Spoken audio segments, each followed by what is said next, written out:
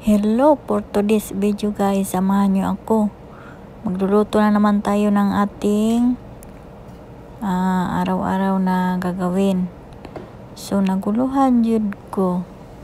Kay sabi sa akin, araw-araw kuno mo gawag kanyan. Pagkatapos kinabukasan,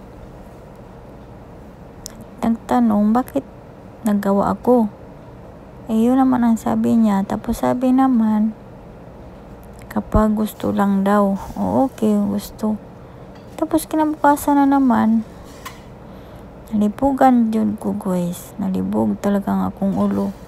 Magawa kuno ko kahit hindi daw kailangan daw. So ayan, nagawa ang lola nyo guys. Ganyan po. Mainit po yun siya. So, mainit sa kamay kasi yung nilalagyan kakamay-kamayin mo yan hanggang sa umikot, papaikutin mo yan. Tapos yung ano na yan, mainit yan guys. Minsan napapaso ako. Mainit yan. So, ganyan talaga guys. Masarap talaga kapag kamay. Diba? Sausaw sa tubig. Ganun lang. So, noong una talaga nahirapan ako kasi siyempre matrabaho siya. Pero kapag nasanay ka na guys, madali na lang kapag alam mo na. So, ito nga pala, ayan. Dalawa naman ang lutuan. Ayan sa una. Tapos kapag nagtutuklap na yung mga gilid, ayan pwede na siyang kunin. Ayan.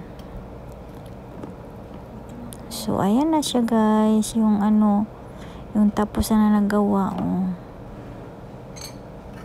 So pagkatapos pala guys, ayan nag-ano ako ng pipino. Kasi gagawing ano, salad, lalagyan siya ng yogurt.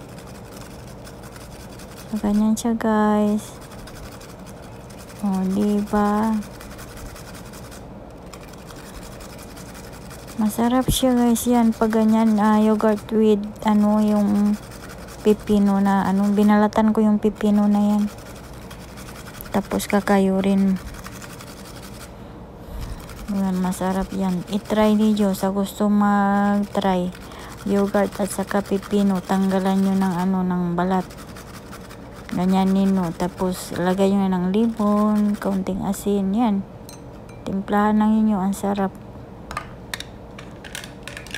So hindi ko na pala pinatapos kasi tinawag na ako ng nanay ko kung tapos na ako.